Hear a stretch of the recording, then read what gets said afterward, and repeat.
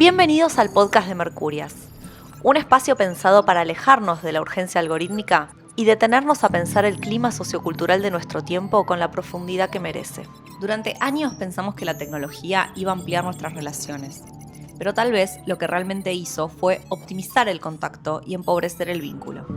Las plataformas hicieron que relacionarnos sea más fácil, pero también más superficial. El sociólogo Zygmunt Bauman describió un fenómeno muy parecido años antes de las redes sociales y lo llamó amor líquido. Se refiere a relaciones que son cada vez más frágiles, más reversibles y más fáciles de abandonar. Cuando el contacto se optimiza de forma tal que se vuelve infinito, los vínculos empiezan a volverse líquidos. Bienvenidos al segundo episodio de la temporada 5 del podcast de Mercurias. Mi nombre es Male Kupari, yo soy fundadora de Mercurias Marketing, que es una agencia de comunicación digital y también productora de eventos. Y hoy me acompaña Mary Fasano, que es nuestra jefa de producción. Bienvenida, Mary. Gracias, muchas gracias.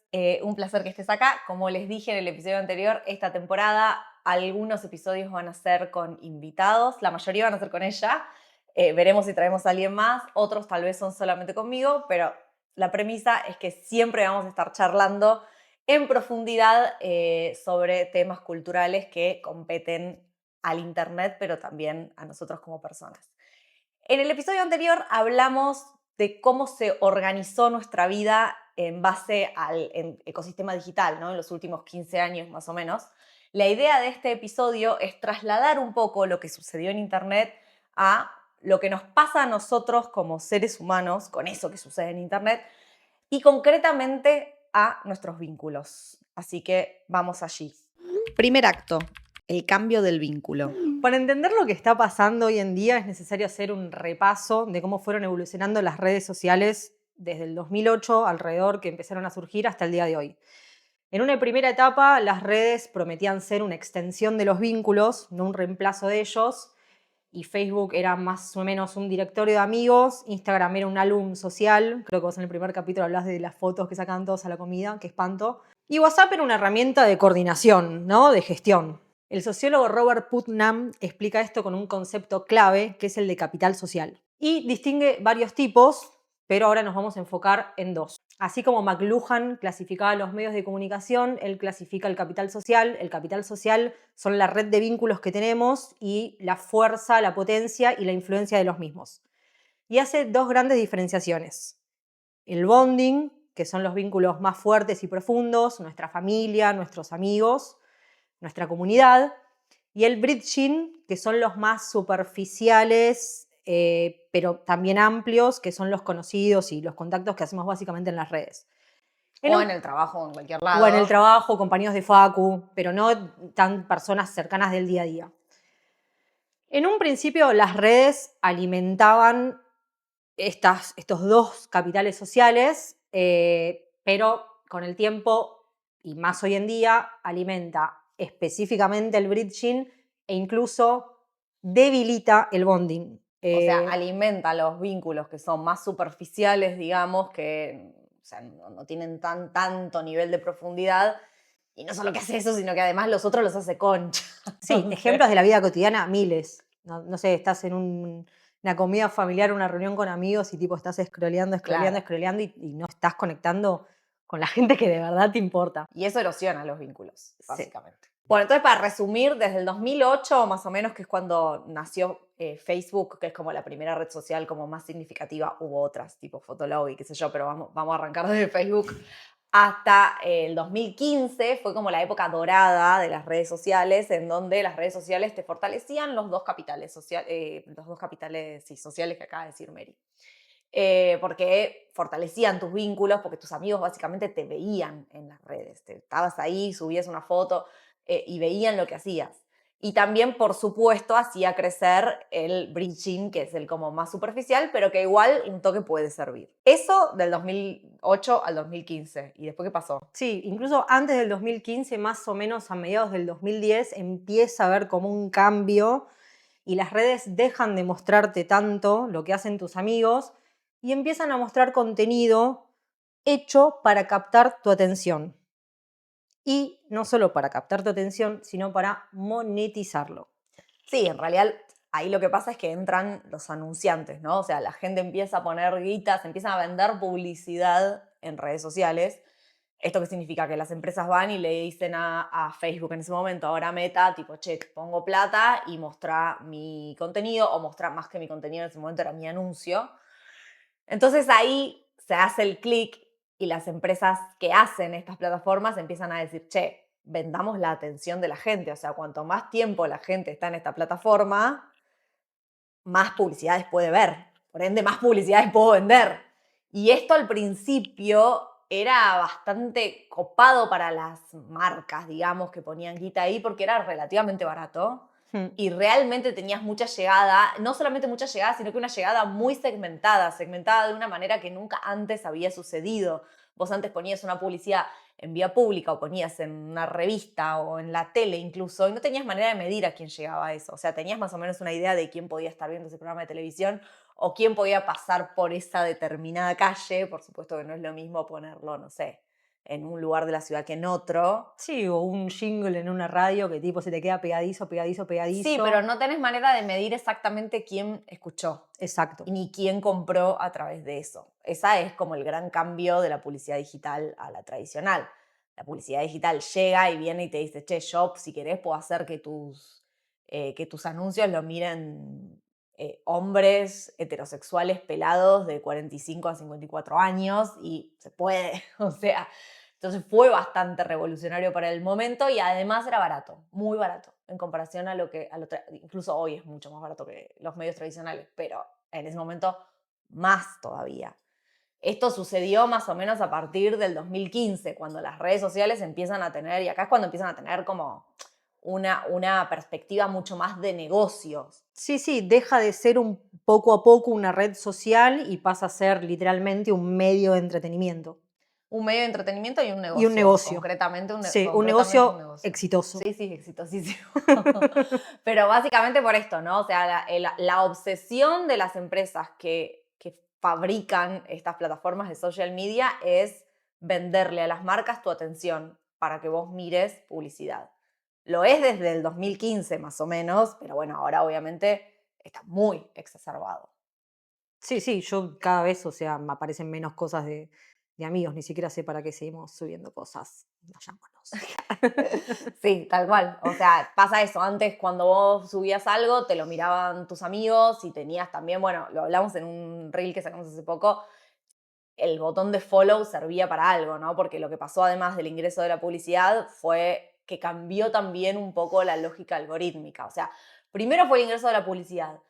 Después vino la pandemia, que también fue un factor muy importante. O sea, la pandemia lo que hizo fue digitalizar absolutamente todo nuestro universo en un momento en el que no estaba 100% digitalizado. Nosotros vivíamos en un marco bastante híbrido. Sí, sí, sí. Sí, y es un proceso que aceleró a pasos agigantados algo que si no hubiese existido la pandemia quizás hubiésemos tardado, no sé, una década. Sí, entre 5 y 10 años. Sobre todo lo que tiene que ver con e-commerce y demás. O sea, literalmente pasamos de tener un formato híbrido, pero más que nada presencial, a estar 100% online. O sea, y eso aceleró muchísimo todos los procesos. Y después de ese proceso también empezó a calar muy fuerte el cambio de algoritmo con la llegada de TikTok que coincidió con la pandemia, ¿no? TikTok tiene un algoritmo que es muy distinto a lo que nosotros veníamos. O sea, ahora es el mismo que está en todos lados, ya estamos acostumbrados, pero antes no existía ese formato y fue muy innovador porque lo que hacía ese formato era tirarte contenido en base a lo que el algoritmo creía que a vos te iba a interesar. Sí, Entonces, sí, sin necesidad de seguir a nadie, claro, te mostraba 1.000 millones de cosas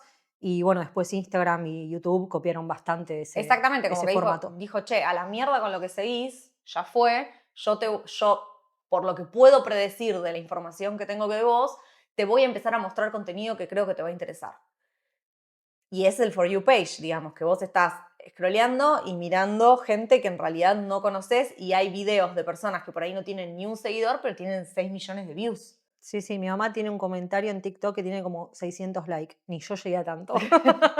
Bueno, y es un comentario, o sea, Y es un imagínate un comentario. video. Nosotros en Mercurias hemos tenido virales de TikTok de Sí. 600.000 views y tenemos 20.000 seguidores, creo, una cosa así. Sí, es loco. Es una locura. Es cierto que después este formato algorítmico lo tomó Instagram y YouTube y casi todas las plataformas hoy Hoy en funcionan día por ya eso. están. Entonces medio que ya no tiene sentido seguir a nadie y por lo tanto tampoco tienen tanto sentido las comunidades digitales, que si bien no han muerto, son mucho más difíciles de crear a partir de esta lógica. Porque vos antes armabas como tu espacio. No tenés más sentido armar tu espacio porque medio que la gente que seguís ya no te aparece más. Entonces, bueno, se dio como otra lógica. Y esto es un poco el contexto de todo lo que fue pasando con las redes sociales, pero se preguntarán qué tiene que ver esto con los vínculos, ¿no? ¿Qué está pasando con los vínculos? Bueno, los vínculos se erosionaron mucho gracias a esto, porque las redes sociales fueron tomando cada vez más espacio en nuestra vida y algo que pasó y algo que antes era social pasó a ser una cosa completamente distinta, pero que a la vez gobierna nuestros vínculos. No es que nosotros dijimos, bueno, las redes sociales están llenas de marcas y de un algoritmo medio adictivo y qué sé yo, ya fue, me las tomo. No, nos hicimos 100% adictos a ellas, incluso detestándolas y siendo conscientes de esto. Bueno, es lo que es una adicción, ¿no? Sí, básicamente. Igual no todo el mundo las detesta, pero bueno, hay gente que sí, que la pasa mal y que igual no puede salir de ese círculo y es un poco lo que hablamos en el capítulo anterior. Pero volviendo a los vínculos. App de citas. App de citas, por ejemplo. App de citas, un Yo, temón. todas las personas que conozco que tienen tipo 65 match y no hablan con ninguna persona. Sí, o hablan, O sea, o hablan, pero no se no vinculan. exactamente. Y es muy loco porque las app de citas como que generaron un aumento en nuestras conexiones, pero al mismo tiempo no.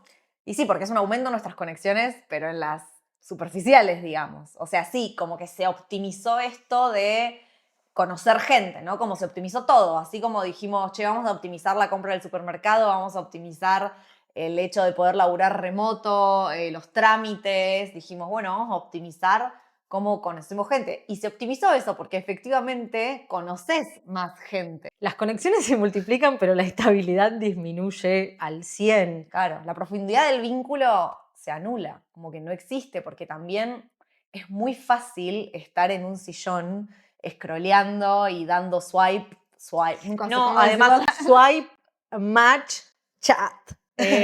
No, y además hay una fatiga en esa cuestión de estar así, así, así, es como estar en el casino. Sí. O sea, te rompe la cabeza. Pero a la vez o sea, como que tiene muy bajo costo tirarme y hacer eso, ¿no? Y elegir o descartar. Y también hace esto, como que la lógica del descarte muy al alcance de la mano, porque tiene cero costo para mí machear con alguien en una app de citas, hablar y después gostearlo para siempre.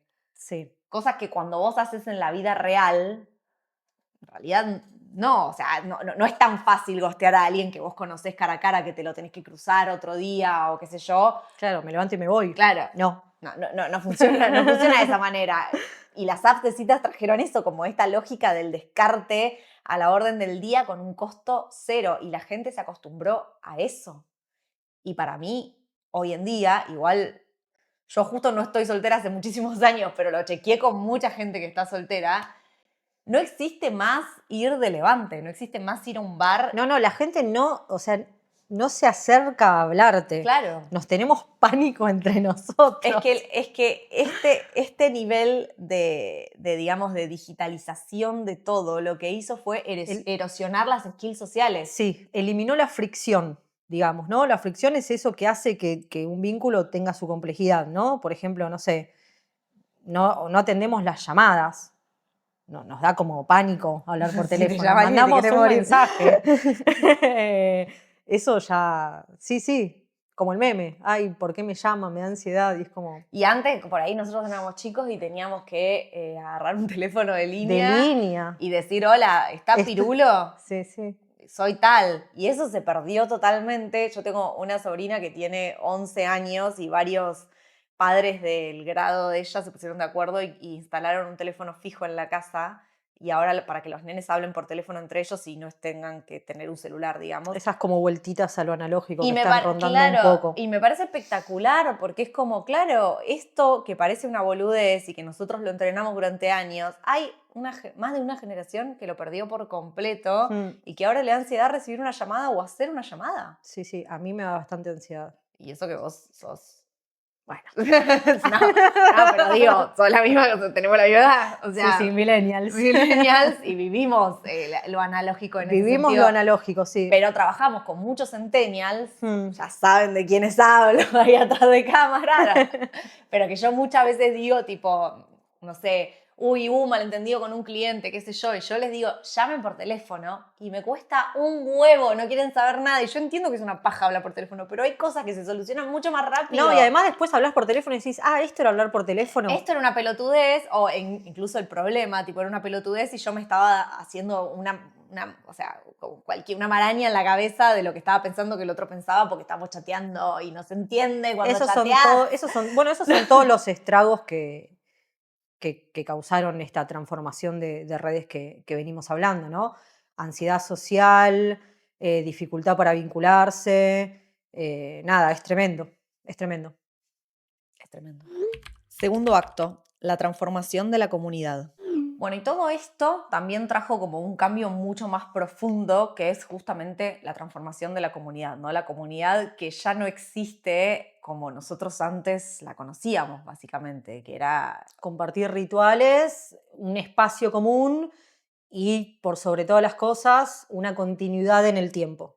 Eso era una comunidad antes de las redes sociales. Cuando aparecen las redes sociales, esto se traslada un poco al mundo digital, pero siento que al principio más o menos venía siendo lo mismo, ¿no? Sí, era una comunidad virtual. Virtual, pero que incluso a veces por ahí hasta se juntaban y compartían los intereses, tenían determinados rituales, códigos que comparten en sí mismo, pero como dijimos antes, esto medio que también se fue apagando porque el hecho del algoritmo así tan orientado a lo que a mí me puede llegar a gustar y no lo que yo elegí ver con el botón de seguir, hizo que esto un poco se diluya mucho y realmente hoy las marcas que quieren arrancar de cero en digital, las marcas o un creador o lo que sea, la tiene difícil porque crear esto de cero es muy complicado. El que ya está en el juego es diferente, sí, porque ya viene arrastrando un bagaje, si bien se le complicó un poco más, bueno, con un par de estrategias de las que ya vamos a hablar,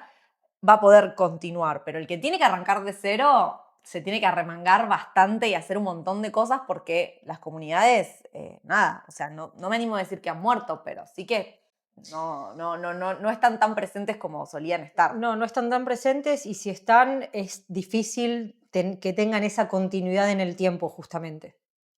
Claro, porque básicamente no hay cómo sostenerlo porque es muy difícil que te aparezca siempre la misma persona. Entonces, a vos te puede gustar mucho alguien, pero la mayoría de las veces cuando entras a tu feed no te aparece. Entonces te olvidás, porque no te puedes acordar de todo el mundo y no te puedes poner una alarma para que cada vez que entres a la red social que sea, vayas a ver el perfil de esta persona que te gustó el contenido. Entonces, y aparte hay una saturación tan grande de creadores de contenido y de marcas anunciando y de marcas haciendo colaboraciones, que es realmente muy difícil, y en esto banco que, o sea, yo odio cuando la gente dice, no, porque el algoritmo nos esconde y qué sé yo. El algoritmo Vengo a mostrar mi carita a ver si ahora... No. No, Perdón, bueno, o no. sí, si querés, pero digo, no es que el algoritmo es malo. Bueno, el algoritmo no es malo igual, tal vez la gente que hay detrás, pero digo, sí que no puede, o sea, es demasiada la saturación que hay como para que el algoritmo diga, che, te voy a mostrar a todo el mundo, independientemente de la otra agenda que tiene el algoritmo que tiene que ver con la pauta y la adicción y todo eso. Es cierto que por más que no tuviera esa agenda, mostrar a todo el mundo con la cantidad de contenido que hay. No entramos. No entramos. Y el otro día hicimos un evento con las chicas de Publicitarias, que les mandamos un beso, y en el evento estuvo de speaker Online Mami, que está haciendo últimamente un contenido para mí muy copado de videos, ensayo y demás en YouTube. Y ella decía, tipo, está todo el mundo reobsesionado con cómo tirás el hook, digamos, cómo decís algo para captar la atención de la gente, qué sé yo, porque justamente la atención de la gente es el asset más codiciado de esta época. Y en realidad lo que tenés que hacer es no es ver qué decís para captar la atención, es decir algo que la gente tenga ganas de escuchar, básicamente, que merezca la atención. Sí. O sea, me pareció como muy clave ese Sí, insight, porque sí. también es cierto que hay un montón de gente que sí tiene ganas de escuchar en profundidad determinados temas. Y que no se anima. Y Gaba dijo algo también interesante. Que no se de anima eso. a hacer. Pero que yo no se anima a hacer. digo la gente, no, eso re. Pero digo, también hay como público para desarrollar temas como más profundos y más complejos, que es básicamente lo que nosotros nos dio el motor para hacer este podcast / video, ensayo, depende de cómo lo estén escuchando. Pero bueno, nada, hay una erosión muy grande en todo lo que tiene que ver con comunidades. Las antiguas, digamos, pero también las digitales. Las digitales también están como medio en un estado, no diría que muertas, pero terapia intensiva. Y todavía no termina de nacer lo nuevo, que es lo que dijiste en el episodio anterior. Tal cual, exactamente. Tercer acto, el regreso de lo presencial. Bueno, y también acá aparece un fenómeno muy interesante del que también venimos hablando hace un montón, que relativamente nuevo. Relativamente nuevo, pero que lo venimos mencionando, que es el regreso de lo presencial. Todo lo que es presencial y verse las caras e interactuar de manera real, si bien nos da ansiedad, es cierto que a muchas personas les da ansiedad porque tienen las skills sociales medio erosionadas. Nos da ansiedad antes de que pase. Una vez que pasa, para mí como que ya te olvidas. Bueno, sí, pero es verdad que hay gente que está como medio reticente, pero a la vez tiene ganas. Entonces hay como una vuelta a esto, no, pero no como un formato nostalgia, sino como un necesito interactuar cara a cara con un otro porque si no me voy a volver loco.